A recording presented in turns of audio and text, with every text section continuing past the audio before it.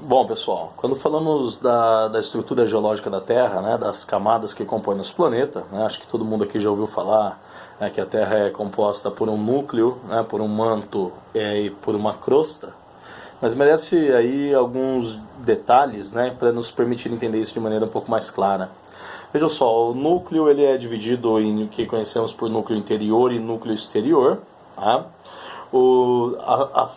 De forma externa a esse núcleo exterior, nós temos aí o que é chamado de mesosfera, né? Que é ela a camada onde está inserido o manto do planeta. Tá? Então ali que nós temos todo o magma, né? Todo aquele material que chega até a superfície numa erupção vulcânica, por exemplo. Né? Ali é o que nós chamamos de mesosfera, né? Que é essa camada intermediária, a qual também recebe a nomenclatura de manto. Aí vale citar que o manto externo, ele nos tem um limite entre o manto externo e a crosta inferior, né, que é o que nós chamamos de astenosfera. A astenosfera é essa camada no qual as placas tectônicas se deslocam, né, sobre o manto, sendo ela essa camada que interage, né, tanto a porção externa do manto, né, quanto a porção inferior da crosta, certo? E quando falamos de crosta, né, nós estamos falando aí da camada superior, superficial da Terra, né, a qual nós vivemos sobre ela, né, então é talvez a que nós conhecemos melhor. Inclusive, volta e meia percebemos aí alguns ajustes, né, dessa crosta terrestre, fazendo com que terremotos, tsunamis sejam percebidos em alguns lugares do mundo, né? Quando falamos da crosta terrestre em si, é importante saber que nem sempre sabemos tudo que hoje já se materializa como um fato para a gente. Os primeiros estudos a respeito da crosta terrestre, né, que permitiram grandes avanços nesse cenário, estão associados ainda com a teoria da deriva continental. A teoria da deriva continental ela é proposta pelo alemão Alfred Wegener, que observando o formato dos continentes, ele começa a se intrigar com isso e elabora uma teoria a qual ele afirmava que em um determinado momento os continentes foram juntos, né, formando uma única massa continental, a qual é denominada de Pangeia, né? Pan, do grego, todo, Geia, terra, né? Então toda a terra. E toda essa Pangeia ela era circundada por um único oceano, cujo nome era Pantalassa. E o Wegener, para produzir sua teoria, né, ele buscou algumas evidências que lhe permitisse comprovar isso. Então, além dos formatos dos continentes que, ao ver do Wegener na ocasião, formavam um grande quebra-cabeça gigante do planeta como um todo, né? Se a gente observar, por exemplo, os recortes da costa leste do Brasil e a costa oeste da África, parece se encaixar perfeitamente. A própria Índia, ela parece se encaixar perfeitamente, né, na borda leste do continente africano. Então, esses recortes coincidentes, somado, né, com a paleoflora e fauna, né, então com as espécies de vegetais e animais, né, pré-históricos estudados pelo Wegener, por meio dos seus fósseis, ele então produz a teoria da deriva continental.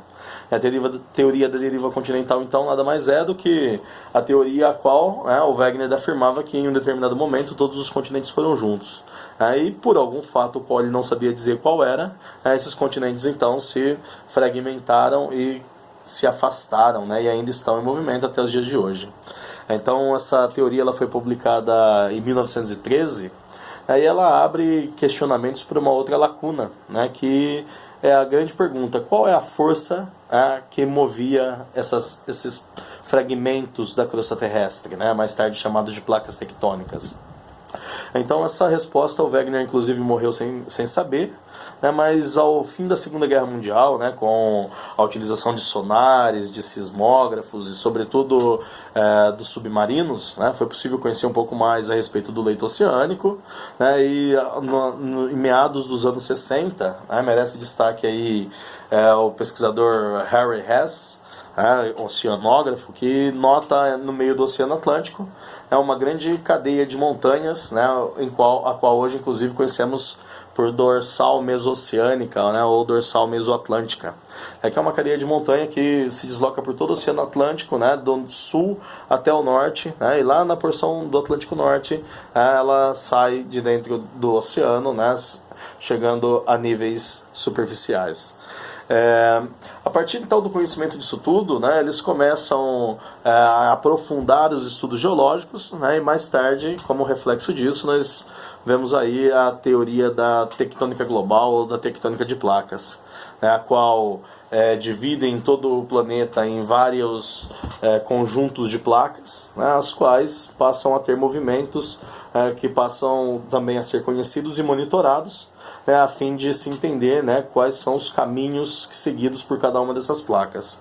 E o grande ponto mais alto dessa teoria é que conseguiram identificar então qual era a força que era capaz de mover esses continentes, de mover esses fragmentos dos continentes, os quais passariam a ser chamados nesse contexto de placas tectônicas. Então eles percebem que o que acontecia nada mais era do que um movimento no interior do manto, né, conhecido hoje como correntes de convecção, né, que fazia com que na superfície do manto, né, nas partes mais elevadas do manto, o material se deslocava lateralmente, abrindo um espaço para o material do fundo mais quente em ascensão chegar até a superfície. Então esse processo de ascensão do magma, né, e deslocamento lateral fazia com que esse movimento circular dentro do interior do planeta, né, gerasse grandes turbulências, as quais por sua vez eram capazes de deslocar esses grandes fragmentos de crosta terrestre. Vale citar também que a partir do momento que se entende então que as crostas, né, que a crosta, melhor dizendo, né, dividida em placas, se desloca, a gente consegue então entender um pouco mais a respeito de como esses movimentos acontecem, né, e necessariamente quais são as suas consequências, que é o que a gente vai falar daqui a pouquinho, tá bom?